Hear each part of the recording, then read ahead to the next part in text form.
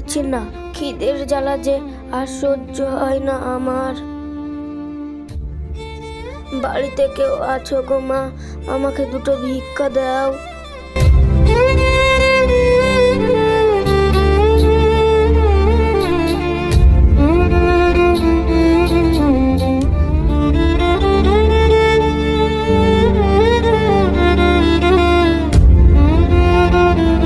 বাবা, তোমাদের বাড়িতে কি শুকনো রুটি আছে? থাকলে দাও না বাবা, আমার খুব খিদে পেয়েছে। রুটি তো আছে, কিন্তু তরকারি নেই। তরকারি লাগবে না বাবা, তুমি রুটিটাই দাও, আমি পানিতে ভিজিয়ে খেয়ে নেব। তুমি সুরজের বউ না? হ্যাঁ, আমাকে কি চিনতে পারছেন মুকলেশ সাহেব? হ্যাঁ হ্যাঁ, চিনতে পারছি, খুব ভালো করেই চিনতে পারছি। কিন্তু তোমার এই অবস্থা কেন?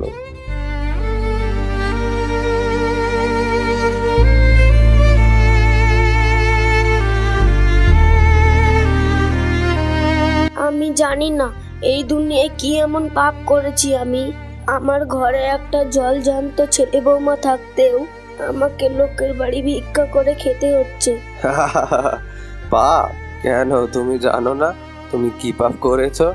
এত তাড়াতাড়ি ভুলে গেলে সেই দিনের কথা, যেদিন তুমি তোমার শাশুড়িকে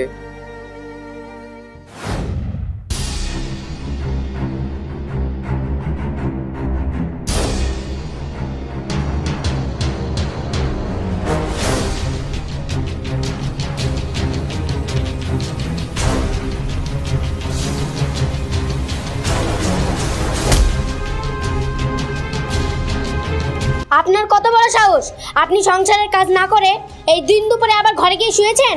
এতগুলো নোংরা কাপড় বার করে দিলাম, কে কাচবে সেইগুলো? আর রান্নাই বা কখন করবেন? আপনি কি আমাকে আর আমার ছেলেকে না খাইয়ে মারতে চান? আপনি জানেন না আমার গ্যাস্ট্রিকের সমস্যা আছে, দেরি করে খেলে আমার শরীরটা খারাপ করে। শরীর তো আমারও খারাপ বৌমা, সেই জন্যই তো ঘরে শুয়েছিলাম। না হলে কি আমি কখনো সংসারের কাজকর্ম করতে দেরি করি? আবার মুখে মুখে তর্ক করছেন? আপনার মুখটা যেভাবে চলে ওভাবে যদি আপনার হাতটাও চলতো তাহলে আর কোনো সমস্যা হতো না। আমি কিচ্ছু জানি না, আমি আপনাকে 1 ঘন্টা সময় দিচ্ছি। এই 1 ঘন্টার মধ্যে আপনি কাপড়গুলো কেচে রান্না করে আমার সামনে নিয়ে আসবেন। আর যদি না পারেন তাহলে আজ থেকে আপনার খাওয়া দাওয়া বন্ধ। এ তুমি কি বলছো বৌমা?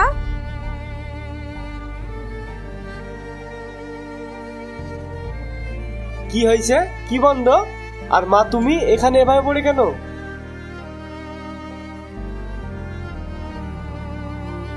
ও কিছু না বাপ, এমনি বসেছিলাম। দোকান, কাপড়ের দোকান বন্ধ? তোমার মা বলছে তার কাপড়টা নাকি অনেক পুরানো হয়ে গেছে, তার নতুন কাপড় লাগবে। তাই আমি বললাম আজ দোকান বন্ধ। আসো, তুমি ঘরে আসো।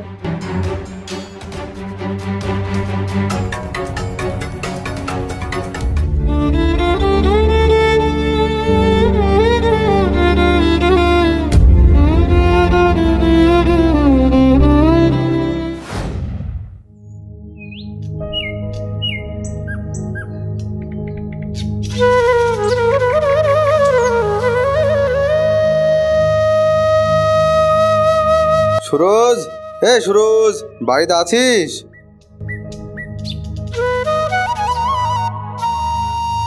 আরে চাচি, ভালো আছেন? আপনি রান্না করছেন যে?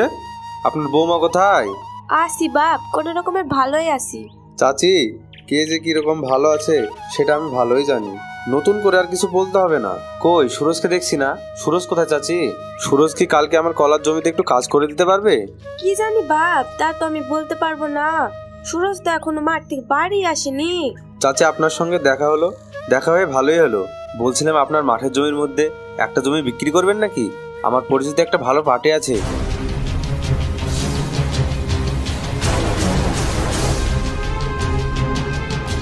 আপনি যে দাম চাইবেন সেই দামই পাবেন। না না বাপ, ওসব জমি টমি বিক্রি করব না। আমার একটা বাপ মরা ছেলে, এই ভিটে মাটি আর এক টুকরো জমি যা আছে সবই ওর। এই বুড়ো বয়সে আমি এখন জমি বিক্রি করে কি করব? চাচি, সারা জীবন তো কষ্টই করছেন। সেই সুরজের আব্বা মারা যাওয়ার পর থেকে কিভাবে যে সংসারের ঘানি টেনে সুরজকে বড় করলেন সেটা শুধু আমি না, এই নাজিরপুর গ্রামের মানুষ সবাই জানে। সুরজের বিয়ে দেওয়ার পর তো সেই একই হাল। এই বয়সে নয় একটু ভালো মন্দ খেলেন। মুকলেশ ভাই, আপনি তো দেখছি বেশ ফাজিল মানুষ। এসব কি কুমন্ত্রণা দিচ্ছেন আমার শাশুড়ির কানে? আপনার তো দেখছি আমার এই ভিটেমাটির উপর ভালোই লোভ। এই অসভ্য মেয়ে, মুখ সামলে কথা বলো। আমার কি ভিটেমাটি নেই তাই আমি তোমার ভিটেমাটির উপর লোভ করব? তোমার শাশুড়ি খুব কষ্টে আছে, দেখে খুব খারাপ লাগে। কাছে কোনো টাকা পয়সা নাই, এটা গ্রামের সবাই জানে। তাই আমি বলেছি এক টুকরো জমি বিক্রি করার কথা। ওরে আমার দরদিনী রে, অতই যদি দরদ লাগে যান না, নিজের বাড়ি নিয়ে যান। আর এই বুড়ি, তুই যদি কারোর কুকথায় জমি জায়গা ভিটেমাটি বেচার কথায় একবার যদি মাথায় এনেছিস, তাহলে তোকে আমি দেখিয়ে দেবো এই পপি কি জিনিস।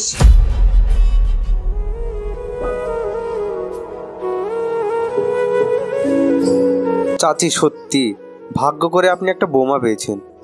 ভালো থাকবেন।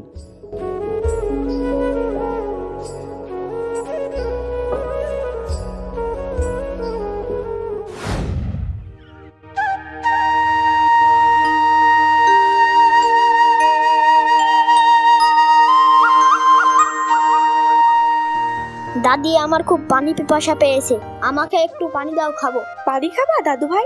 দাঁড়াও, আমি এক্ষুনি এনে দিচ্ছি।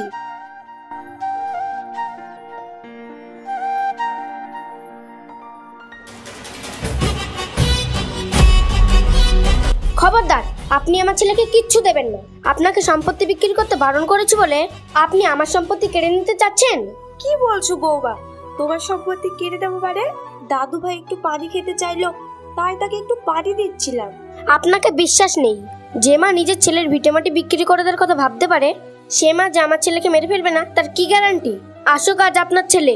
আপনি এই ভিটেমাটির অহংকার দেখাচ্ছেন না? এই ভিটেমাটি আমি আমার নামে করে নেব, তারপর দেখব আপনার অহংকার কোথায় যায়।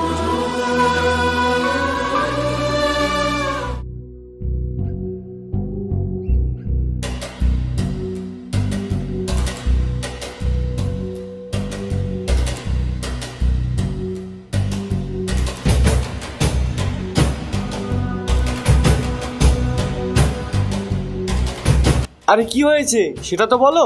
সারাদিন মাঠে কাজ করে বাড়ি এসে এসব নাটক দেখতে আমার একদম ভালো লাগে না। নাটক আমি করছি নাকি নাটক করছে তোমার মা? মা আবার কিসের নাটক করছে?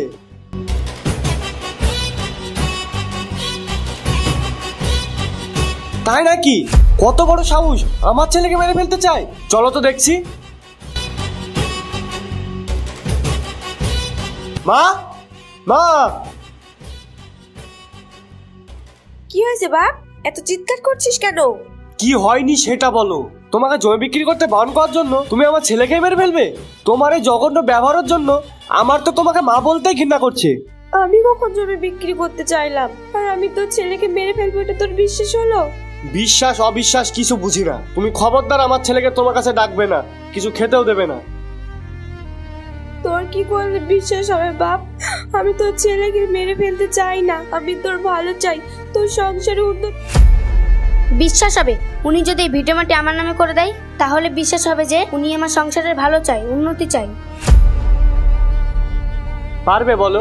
তোমার বৌমা যেটা বললো সেটা করতে পারবে? তোমার এই একটা ভালো সুযোগ আমার সংসারের জন্য কিছু একটা করার। সারা জীবন তো আমার সংসারে বসে শুধু খেয়ে গেলে।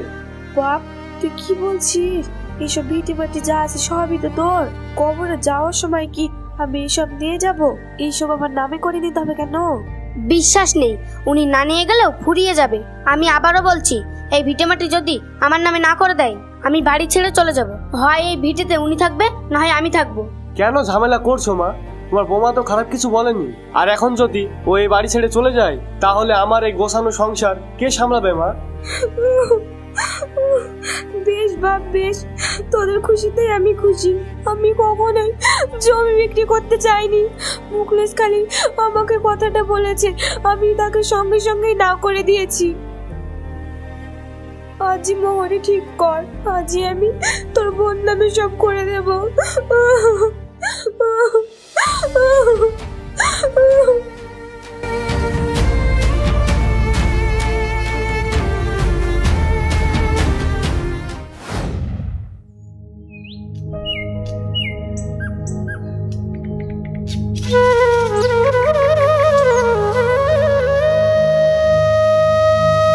বাপ শোন,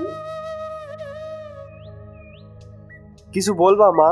বাপরে, আমার শরীরটা দিনের পর দিন খুব খারাপ হয়ে যাচ্ছে। আমার ওষুধ ফুরিয়ে গেছে কবে।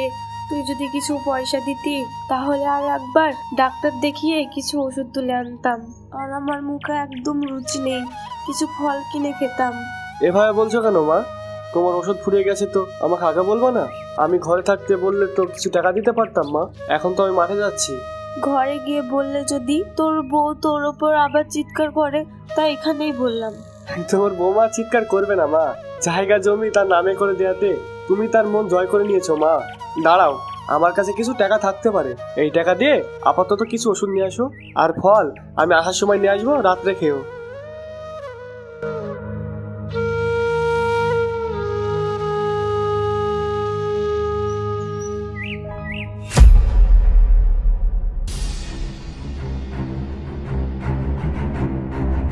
শাড়িতে কি বাঁধছেন কি দেখি? এত টাকা আপনি কি করবেন? বৌমা, শরীরটা আমার খুব খারাপ তো, তাই ওষুধ কেনার জন্য সুরজ আমাকে দিয়ে গেল। দিয়ে গেল নাকি আপনি জোর করে নিলেন? আর আপনার এত ওষুধ লাগে কেন বলুন তো? 1 মাস আগেই তো আপনাকে ওষুধ কিনে দেওয়া হলো। প্রতি মাসে মাসে যদি আপনার ওষুধের পিছনে এত করে টাকা খরচ করব, তাহলে আমি সংসারের উন্নতি করব কি করে?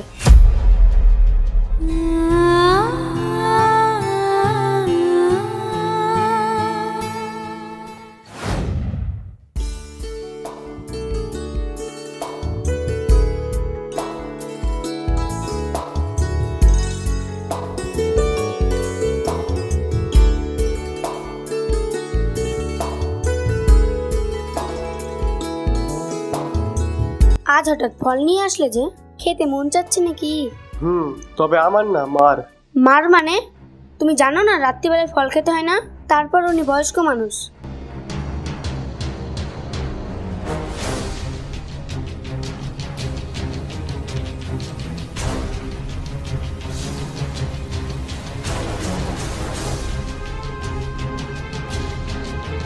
যাও, এই শুকনো মুড়িগুলো দিয়ে এসো।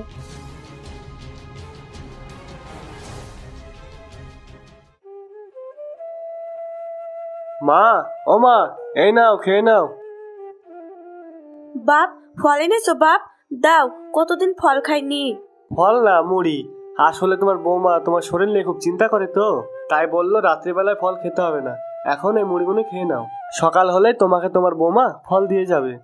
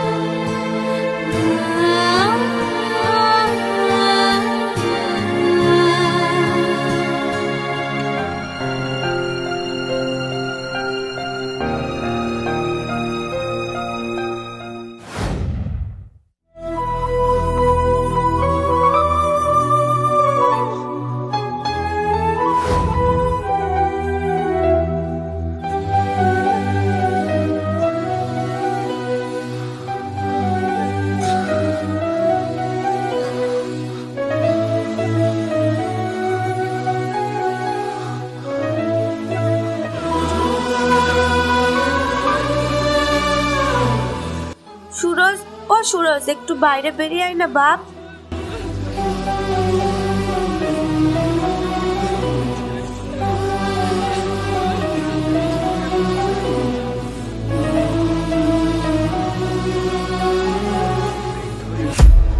কি হয়েছে কি?